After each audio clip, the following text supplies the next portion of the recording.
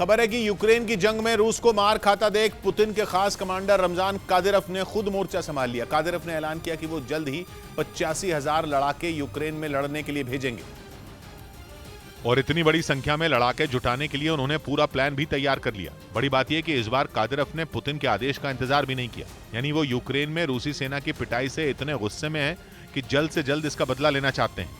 और कादिरोव के गुस्से का अंदाजा इसी बात से लगाया जा सकता है कि वो रूस के भरोसे हाथ पर हाथ धरे नहीं बैठे रहना चाहता, बल्कि खुद लड़ाकों की एक ऐसी फौज तैयार करने में जुट गए हैं जो जेलेंस्की की सेना से मुकाबला करे।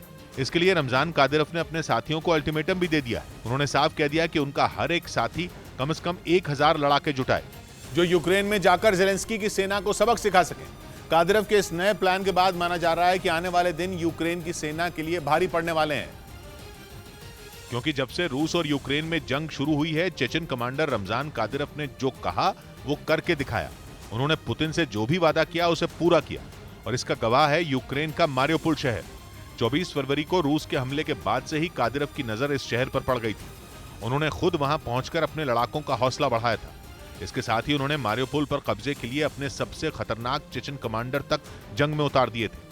हालांकि यूक्रेन की सेना के पलटवार से ऐसा लग रहा था कि चेचन लड़ाकों और रूसी सेना के लिए शहर पर कंट्रोल करना मुमकिन नहीं होगा, लेकिन उसी समय कादिरोव ने दावा किया था कि वो जल्द ही पुतिन को मारियोपोल का तोहफा देंगे और उनके लड़ाकों ने रूस के सैनिकों के साथ मिलकर शहर पर कब्जा कर भी लिया था।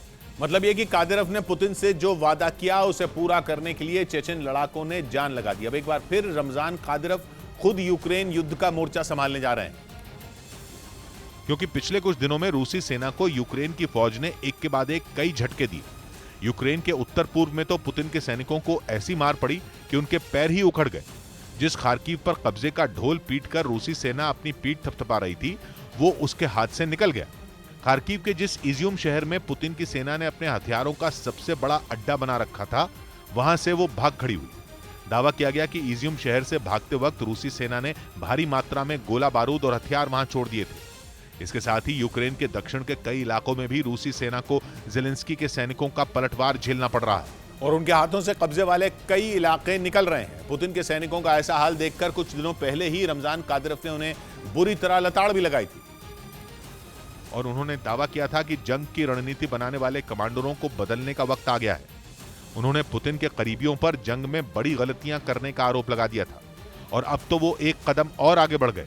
यूक्रेन को फिर दहलाने के लिए उन्होंने वहां 85,000 लड़ाके भेजने की तैयारी शुरू कर दी। इसके लिए कादिरोव ने रूस के 85 प्रांतों से 1,000 लड़ाके तैयार करने की अपील की, जिसके बाद क्राइमिया समेत 3 प्रांतों के गवर्नर ने उनका साथ देने का वादा भी कर दिया। यानी जल्द ही रमजान कादिरोव के लड़ाके एक बार फिर यूक्रेन की सेना के लिए बड़ा सिरदर्द साबित हो सकते हैं।